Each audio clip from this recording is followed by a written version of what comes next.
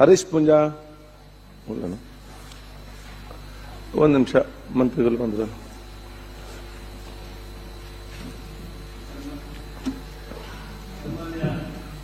ಒಂದ್ ಸೆಕೆಂಡ್ ಹರೀಶ್ ಪುಂಜಾರೆ, ನಾನೆಲ್ಲ ಬೇರೆ ಎಲ್ಲ ಸದಸ್ಯರಿಗೆ ನೋಡಿ, ಇವತ್ತು ನಮಗೆ ನಾಳೆ ನಾವು ಮುಗಿಸಬೇಕಾದ್ರೆ ಅಥವಾ ನೀವು ಸೋಮವಾರ ಮಂಗಳವಾರ ಬೇಕಂತ ನೀವು ಇವತ್ತು ತೀರ್ಮಾನ ಮಾಡಬೇಕು. ನಮಗೆ ಮುಗಿಸದಿದ್ದ ನಾವು ಮತ್ತೆ ಕಂಟಿನ್ಯೂ ಮಾಡಬೇಕಾಗ್ತದೆ ಇದನ್ನು.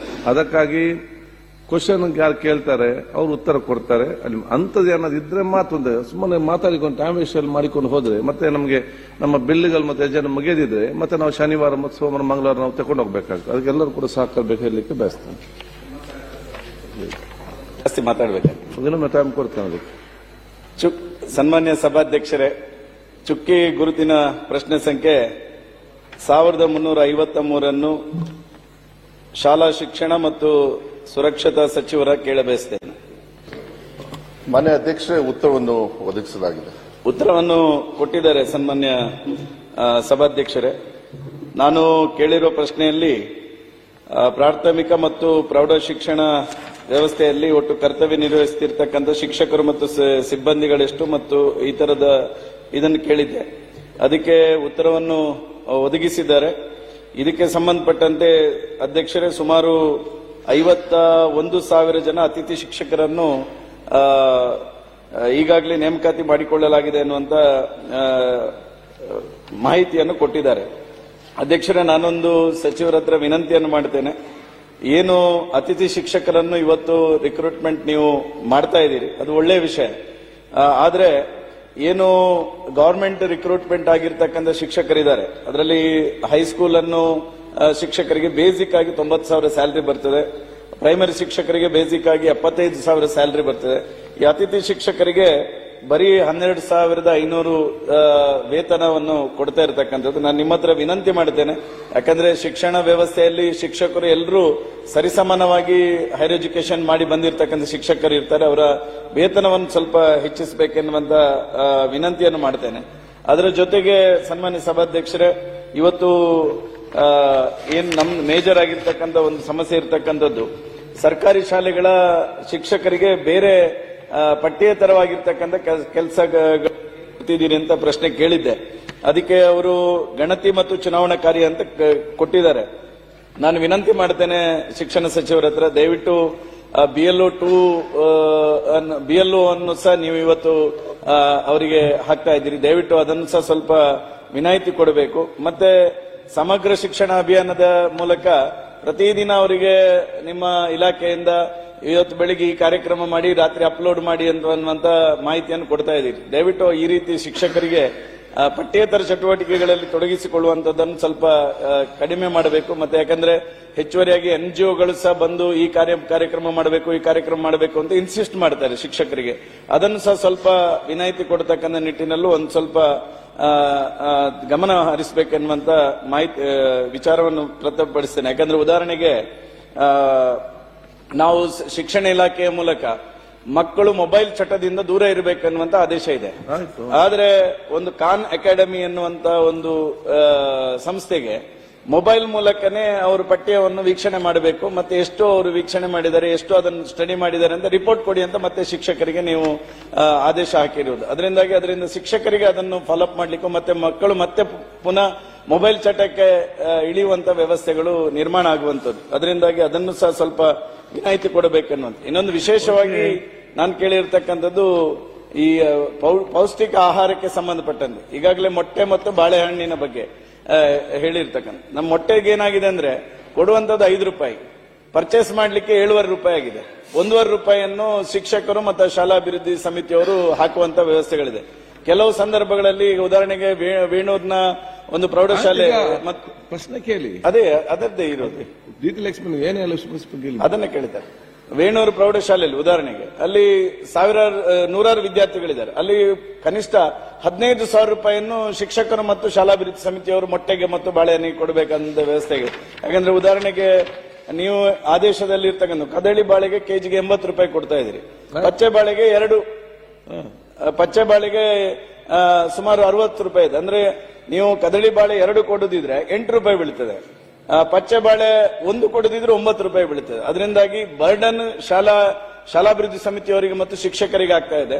ಅವರು ಒಂದು ಕಡೆಯಲ್ಲಿ ಪಾಠವನ್ನು ಮಾಡಬೇಕು, ಈ ಹಣವನ್ನು ಸಹ ಹೊಂದಿಸಿಕೊಳ್ಬೇಕಂತ ವ್ಯವಸ್ಥೆಗಳು ಇರುವುದರಿಂದ ಅದರಿಂದಾಗಿ ನಿಮ್ಮ ಹತ್ರ ನಂದು ವಿನಂತಿ ಇಷ್ಟೇ, ಇದನ್ನು ಸ್ವಲ್ಪ ದಯವಿಟ್ಟು ಶಿಕ್ಷಣ ಸಚಿವರ ಬಗ್ಗೆ ನನಗೆ ಬಹಳ ಗೌರವ ಇದೆ. ಯಾಕಂತ ಹೇಳಿದ್ರೆ ಕೆಪಿಎಸ್ಸಿ ಅನ್ನು ಈ ರಾಜ್ಯದಲ್ಲಿ ಸುಮಾರು 4,000ಕ್ಕಿಂತಲೂ ಹೆಚ್ಚು ಕೆಪಿಎಸ್ಸಿಗಳನ್ನು ಅವರು ಇವತ್ತು ಇಂಪ್ಲಿಮೆಂಟೇಷನ್ ಮಾಡಿದ್ದಾರೆ. ಅದಕ್ಕೆ ನಾನು ಅಭಿನಂದನೆ ಸಲ್ಲಿಸ್ತೇನೆ. ಅದರ ಜೊತೆಗೆ ಸಚಿವರೇ, ಶಿಕ್ಷಣ ಇಲಾಖೆಯಲ್ಲಿ ಅದರಲ್ಲೂ ಸರ್ಕಾರಿ ಶಿಕ್ಷಣ ವ್ಯವಸ್ಥೆಯಲ್ಲಿ ಅತ್ಯಂತ ಇವತ್ತು ನಮಗೆ ಗುಣಮಟ್ಟದ ಶಿಕ್ಷಣ ಬೇಕು ಎನ್ನುವ ಕಾರಣಕ್ಕೋಸ್ಕರ ನಲಿಕಲಿ ವ್ಯವಸ್ಥೆಯನ್ನು ಕ್ಯಾನ್ಸಲ್ ಮಾಡಬೇಕು. ಸನ್ಮಾನ್ಯ ಅಧ್ಯಕ್ಷರೇ, ಚರ್ಚೆ ಮಾಡಬೇಡಿ, ಪ್ರಶ್ನೆಗೆ ಇದು ಬೇಸಿಕ್ ಆಗಿರ್ತಕ್ಕಂಥದ್ದು. ಬೇಸಿಕ್ ಅದೇ ಪ್ರಶ್ನೆ ಕೇಳಬೇಕಿತ್ತಲ್ಲ. ದಯವಿಟ್ಟು ಮಂತ್ರಿ ಅವರೇ, ಮಾನ್ಯ ಅಧ್ಯಕ್ಷೆ, ಅವ್ರು ಕೇಳಿರ್ತಕ್ಕಂಥದ್ದು ಈಗ ಒಂದೇನಂತ ಹೇಳಿದ್ರೆ, ಈ 2.5 ವರ್ಷದೊಳಗೆ ನಾವು ತಗೊಂಡಾಗ ಸರ್ಕಾರಿ ಶಾಲೆಯಲ್ಲಿ ಗುಣಮಟ್ಟ, ಟೀಚರ್ ಶಾರ್ಟೇಜು, ಇದ್ರ ಮೇಲೆಲ್ಲದೂ ಕೂಡ ಇತ್ತು, ಅನ್ವಯ ಆಗ್ತಾ ಇತ್ತು. ಯಾವಾಗಲೂ ಕೂಡ ನಾವು ಟೀಚರ್ಸ್ನ ಪರ್ಮನೆಂಟ್ ಟೀಚರ್ಸ್ ತಗೊಳ್ಳಿಲ್ಲ ಅಂದ್ರೆ ನಾವು ಗೆಸ್ಟ್ ಟೀಚರ್ಸ್ನ ಅನಿವಾರ್ಯವಾಗಿ ತಗೊಳ್ಬೇಕು. ಯಾಕಂದ್ರೆ ಪೈಲಪ್ ಆಗ್ಬಿಟ್ಟಿದೆ ಇಷ್ಟು ವರ್ಷ. ಈ ಸತಿ ಏನ್ ಮಾಡಿದೆ, ಮಾನ್ಯ ಮುಖ್ಯಮಂತ್ರಿಗಳಿಗೂ ಕೂಡ ಮಾತಾಡಿ ಗೆಸ್ಟ್ ಟೀಚರ್ಸ್ ಅನಿವಾರ್ಯವಾಗಿ ಗೆಸ್ಟ್ ಟೀಚರ್ಸ್ ತಗೊಳ್ಬೇಕು. ನಾವು ಗೆಸ್ಟ್ ಟೀಚರ್ಸ್ ಅಲ್ಲೇ ನಾವು ರನ್ ಮಾಡ್ಬೇಕನ್ನೋದು ನಮ್ಮ ಆಸೆ ಅಲ್ಲ. ಒಂದೇ ಸತಿಗೆ ರಿಕ್ರೂಟ್ಮೆಂಟ್ ಮಾಡೋದಕ್ಕೂ ಕೂಡ ಕಷ್ಟ ಆಗ್ತದೆ. ನಾವು ಬಂದ್ಮೇಲೆ ನೀವು 2022ರಲ್ಲಿ ಏನು ನೋಟಿಫಿಕೇಶನ್ ಹೊರಡಿಸಿದ್ರಿ, ನಾವು ಬಂದ್ಮೇಲೆ ಅದು ಸುಪ್ರೀಂ ಕೋರ್ಟ್ ಅಲ್ಲಿ ಒಂದು ಪ್ರಾಬ್ಲಮ್ ಇತ್ತು ಮಾನ್ಯ ಅಧ್ಯಕ್ಷ. ಅದನ್ನೆಲ್ಲದೂ ಕೂಡ ಮಾಡಿ ಈಗ ಸುಮಾರು 13,000 ಟೀಚರ್ಸ್ ರಿಕ್ರೂಟ್ಮೆಂಟ್ ಮಾಡಿದ್ವಿ. ಈ ಹೋದ ವರ್ಷ ಏನ್ ಮಾಡಿದ್ವಿ ಅಂದ್ರೆ, ಈ ವರ್ಷ ಶಾಲೆ ಶುರು ಆಗಕ್ಕಿಂತ ಮುಂಚೆನೆ 51,000 ಗೆಸ್ಟ್ ಟೀಚರ್ಸ್ ನ ತಗೊಂಡ್ವಿ. ಅವರಿಗೆ ಸ್ವಲ್ಪ ಹಣನೂ ಕೂಡ 2,000 ರೂಪಾಯಿ ಜಾಸ್ತಿ ಮಾಡಿದ್ವಿ. ಅದನ್ನ ಬಜೆಟ್ ಅಲ್ಲೂ ಕೂಡ ನಾವು ಹೇಳ್ಕೊಂಡಿದ್ವಿ. 51,000 ಟೀಚರ್ಸ್ ಶಾಲೆ ಶುರು ಆಗಕ್ಕಿಂತ ಮುಂಚೆನೆ. ಯಾಕೆಂದ್ರೆ ಗುಣಮಟ್ಟ ಕೊಡಬೇಕಂದ್ರೆ ಅಟ್ಲೀಸ್ಟ್ ಯಾರಾದ್ರೂ ಒಬ್ರು ಟೀಚರೇ ಇರ್ಬೇಕು. ಕೆಲವು ಸತಿ ಟೀಚರ್ನೇ ಇರ್ಲಿಲ್ಲ. ಮುಂಚೆ ಕಂತಲ್ಲಿ ಮಾಡೋರು 15-20,000 ಟೀಚರ್ಸ್, ಅದಾದ್ಮೇಲೆ 20,000. ಅದಕ್ಕೆ ಟೀಚರ್ಸ್ ನ ನಾನು ಕೂಡ ಈಗ ನಿಮ್ಮ ಹತ್ರ ಮಾತಾಡ್ತಿದ್ದಂಗೆ ಮೊನ್ನೆ 7ನೇ ತಾರೀಕು ಟಿಇಟಿ ಆಯ್ತು. 11,000, 10,000 ಕಲ್ಯಾಣ ಕರ್ನಾಟಕ ಭಾಗಕ್ಕೆ ಸೆಪರೇಟ್, ಇಡೀ ರಾಜ್ಯಕ್ಕೆ ಸೆಪರೇಟ್ ಸುಮಾರು 11,000 ಟೀಚರ್ಸ್ ನ ರಿಕ್ರೂಟ್ಮೆಂಟ್ ಪ್ರೋಸೆಸ್ ನಡೀತಾ ಇದೆ. ನಾನು ವಿಶ್ವಾಸ ಕೊಡ್ಲಿಕ್ಕೆ ಇಷ್ಟಪಡ್ತೀನಿ ಸದನಕ್ಕೆ, ಮುಂದಿನ ವರ್ಷ ಕಲಿಕೆ ಒಳಗೇನೆ ಅಂದ್ರೆ ಯಾವಾಗ ಅಡ್ಮಿಷನ್ ಸ್ಟಾರ್ಟ್ ಆಗುತ್ತೆ ಅಷ್ಟರೊಳಗೇನೆ ಇವರೆಲ್ಲರೂ ಕೂಡ ಪಾಠ ಹೇಳ್ಕೊಡ್ತಕ್ಕಂಥ ವ್ಯವಸ್ಥೆಯನ್ನ ನಾವು 100ಕ್ಕೆ 100 ಮಾಡ್ತೀವಿ. ಅದು ಮಾನ್ಯ ಮುಖ್ಯಮಂತ್ರಿಗಳು ಬಹಳ ಸ್ಟ್ರಿಕ್ಟ್ ಆಗಿ ಹೇಳಿದ್ದಾರೆ. ಅದ್ರ ಜೊತೆಗೆ ಅನುದಾನಿತ ಶಾಲೆಯಲ್ಲೂ ಕೂಡ ತೊಂದರೆ ಇದೆ. ಅನುದಾನಿತ ಶಾಲೆಯಲ್ಲೂ ಕೂಡ ಸುಮಾರು 5,900 ಟೀಚರ್ಸ್ ನ ಅವರಿಗೂ ಕೂಡ 2015ರಿಂದ ಆ ಪ್ರಕ್ರಿಯೆಯನ್ನು ಕೂಡ ನಾವು ಶುರು ಮಾಡ್ತಾ ಇದೀವಿ ಮಾನ್ಯ ಅಧ್ಯಕ್ಷರೇ. ಅದಾದ್ಮೇಲೆ BL ಅವ್ರದ್ದು ಹೇಳಿದ್ರು ಮಾನ್ಯ ಸದಸ್ಯರು, ಅದೇನಾಗ್ತದೆ ಈ ಸರ್ವೆ ಟೈಮಲ್ಲಿ ತಮಗೂ ಗೊತ್ತಿದೆ. ಮೊನ್ನೆ ನಾವು ಸ್ಟೇಟ್ ಸರ್ವೆ ಮಾಡಿದಾಗ್ಲೂ ಅಷ್ಟೇ ನಾನು ಲೆಟರ್ ಬರೆದ್ಬಿಟ್ಟೆ, ಇಲ್ಲ ನಾನು ಯಾವುದೇ ಕಾರಣಕ್ಕೂ ಕೊಡೋದಿಲ್ಲ ಅಂತ. ನನಗೆ ಕಳ್ಸೋದಕ್ಕೆ ಇಷ್ಟ ಇರಲಿಲ್ಲ. ಆದ್ರೆ ಶಿಕ್ಷಕರು ಬಿಟ್ರೆ ಇನ್ಯಾವುದೂ ವ್ಯವಸ್ಥೆ ಇಲ್ಲ. ಈಗ ತಮ್ಮ ಸೆಂಟ್ರಲ್ ಗವರ್ಮೆಂಟ್ ಕೂಡ ಈಗ ನೆಕ್ಸ್ಟ್ ಜನವರಿಯಿಂದ ಶುರು ಆಗುತ್ತೆ. ನಾನು ಮತ್ತೆ ಪತ್ರ ಬರಿತಾ ಇದ್ದೀನಿ, ಏನಂತ, ಇಲ್ಲ ಬೇಡ ಯಾಕಂದ್ರೆ ಎಕ್ಸಾಮ್ ಬರ್ತಾ ಇದೆ, ದಯವಿಟ್ಟು ನಮ್ಮನ್ನು ಯೂಸ್ ಮಾಡಬೇಡಿ ಅಂತ. ಬಟ್ ಯಾವ ತರ ಆದೇಶ ಬರ್ತದೆ ನನಗದು ಗೊತ್ತಿಲ್ಲ. ನಾನು ವೈಯಕ್ತಿಕವಾಗಿ ನಮ್ಮ ಶಿಕ್ಷಕರನ್ನ ಈ ಕೆಲಸಕ್ಕೆ ಕಳ್ಸೋದಕ್ಕೆ ನಾನು ವೈಯಕ್ತಿಕವಾಗಿ ನನಗೂ ಕೂಡ ಅಷ್ಟೊಂದು ಇಷ್ಟ ಇಲ್ಲ. ಆದ್ರೆ ಅನಿವಾರ್ಯವಾಗಿ ಟೀಚರ್ಸ್ ಬಿಟ್ರೆ ಇನ್ಯಾರು ಇರೋದಿಲ್ಲ ಅಂತಕ್ಕಂಥದ್ದನ್ನ ಹೇಳಿಕ್ಕೆ ಇಷ್ಟಪಡ್ತೀನಿ. ಮತ್ತೆ ನೀವು ಇನ್ನೊಂದು ವಿಚಾರ ಹೇಳಿದ್ರಿ, ಮೊಟ್ಟೆದು ನಮಗೆ ಇದೆ, ನನಗೂ ಕೂಡ ಅದು ಒತ್ತಡ ತುಂಬಾ ಇದೆ. ಆದ್ರೆ 2 ದಿವಸ ಮೊಟ್ಟೆ ನಾವು ಸರ್ಕಾರದಿಂದ ನಾವು ಹಣ ಕೊಡ್ತಾ ಇದೀವಿ. ಇನ್ನು 4 ದಿವಸ ನಾವು ಬಂದ ಮೇಲೆ ಅಜೀಂ ಪ್ರೇಮ್ಜಿ ಅವ್ರ ಹತ್ರ ಮಾತಾಡಿ 1,591 ಕೋಟಿ ಇತಿಹಾಸದಲ್ಲೇ ಎಲ್ಲೂ ಕೂಡ ಇಲ್ಲ. ಯಾಕಂದ್ರೆ ಪೌಷ್ಟಿಕತೆಗೆ ನಾವು ಒತ್ತನ್ನು ಕೊಡಬೇಕು ಅಂತ ಹೇಳಿ 1,591 ಕೋಟಿಯನ್ನು ಅವ್ರು ಕೊಟ್ಟಿದ್ದಾರೆ. ಅವ್ರ ಜೊತೆನೂ ಕೂಡ ನಾನು ಚರ್ಚೆ ಮಾಡ್ತಾ ಇದ್ದೀನಿ. ಅವರು ಕೂಡ ಒಂದು ವಿಶ್ವಾಸದಲ್ಲಿದ್ದಾರೆ. ಈ ಮುಂದಿನ ಅಕಾಡೆಮಿಕ್ ಇಯರ್ ಒಳಗೆ ಒಂದು ಫ್ರೇಮ್ ವರ್ಕ್ ಗೊತ್ತಾಗುತ್ತೆ. ಯಾಕಂದ್ರೆ KPS ಎಲ್ಲ ಇದೆಲ್ಲ ಮಾಡಿರೋದ್ರಿಂದ ನಮಗೆ ಯಾವ ರೀತಿ ಇದನ್ನ ಸ್ವಲ್ಪ ಹೆಚ್ಚಳ ಮಾಡಬೇಕು ಅಂತ ನಾನು ವೈಯಕ್ತಿಕವಾಗಿದ್ದೀನಿ. ಸೊ ಅವ್ರ ಕನ್ಸರ್ನ್ ತಗೋಬೇಕು. 2 ದಿವಸಕ್ಕೆ ನಾನು ಮೊಟ್ಟೆನ ಜಾಸ್ತಿ ಮಾಡೋದಕ್ಕಾಗೋದಿಲ್ಲ. 2 ದಿವಸಕ್ಕೆ ನಾನು ದುಡ್ಡನ್ನ ಜಾಸ್ತಿ ಮಾಡಕ್ಕಲ್ಲ. ಅವ್ರು ಜಾಸ್ತಿ ಹಣ ಜಾಸ್ತಿ ಇದರಲ್ಲಿ ಒಂದು, ನೀವು ಇಲ್ಲಿ ರೇಟ್ ಜಾಸ್ತಿ ಮಾಡಿದ ತಕ್ಷಣ ಸಮಸ್ಯೆ ಬಗೆಹರಿಸಿಲ್ಲ. ಹಾಗೆ ಮೊಟ್ಟೆಯವರು ಮತ್ತೆ ರೇಟ್ ಜಾಸ್ತಿ ಮಾಡ್ತಾರೆ. ಈ ಮೊಟ್ಟೆ ಅಸೋಸಿಯೇಷನ್ ಕರೆಸಿಕೊಂಡು ಇವರೇ ಕರೆಕ್ಟ್ ಒಂದು ಫಿಕ್ಸ್ ಮಾಡಿಲ್ಲ. ಮನೆ ಅಧ್ಯಕ್ಷರೇ, ನಾನು ಇಯರ್ಲಿ ಒಂದೇ ರೇಟ್ ಬರಬೇಕು. ಇಲ್ಲಿ ಹೇಳ್ಬೇಕಂತ ಇದ್ದೆ. ಅವ್ರೇನ್ ಮುಂಚೆ ಡಿಮಾಂಡ್ ಇರಲಿಲ್ಲ, ಕಡಿಮೆ ರೇಟ್ ಇತ್ತು. ಈಗ ಮಕ್ಕಳೆಲ್ಲ ಏನಾಗುತ್ತೆ, ಅವ್ರು ಮತ್ತೆ ರೇಟ್ ಜಾಸ್ತಿ ಮಾಡ್ತಾವೆ. ಈಗ ಮತ್ತೆ ಜಾಸ್ತಿ ಮಾಡಿ ಮತ್ತೆ ರೇಟ್ ಜಾಸ್ತಿ ಮಾಡ್ತಾರೆ. ಈಗ ನಾವು ಕೋಳಿಗೆ ಚೀಪಾಗಿ ಮೊಟ್ಟೆ ಹಾಕಿ ಅಂತಾನು ಹೇಳಕ್ಕಾಗಲ್ಲ. ಕೋಳಿ ಒಂದು ಆದ್ರೆ ಇಲ್ಲಿ ಏನಾಗಿದೆ, ಅದೇ ಅವ್ರಿಗೆ ಮಕ್ಕಳಿಗೆ ಕೂಡ ಅಧಿಕಾರಿಗಳ ಸೈಡ್ ಇಂದ ಏನಾಗ್ತದೆ, ನ್ಯಾಷನಲ್ ಒಂದು ಮೊಟ್ಟೆ ಇದ್ರದ್ದು ಇವತ್ತು ನಾವು ನೋಡಿದ್ರೆ ಮೋಸ್ಟ್ಲಿ 5 ರೂಪಾಯಿ ಒಳಗೆ ಇರುತ್ತೆ. ₹4.75 ತೋರಿಸ್ತಾ ಇರುತ್ತೆ ಮೊಟ್ಟೆ ರೇಟು.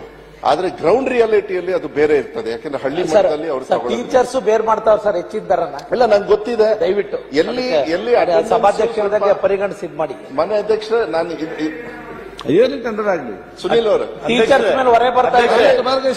ಅಲ್ಲ, ನಾನು ಹೇಳ್ತೀನಿ. ಅಧ್ಯಕ್ಷರೇ, ಮನೆ ಅಧ್ಯಕ್ಷರೇ, ಒಂದ್ ನಿಮಿಷ ಅಧ್ಯಕ್ಷರೇ, ಈ ಮೊಟ್ಟೆ ವಿಚಾರಕ್ಕೆ ಬಂದಾಗ ನಿಜಕ್ಕೂ ಕೂಡ ಸಮಸ್ಯೆ ಇದೆ.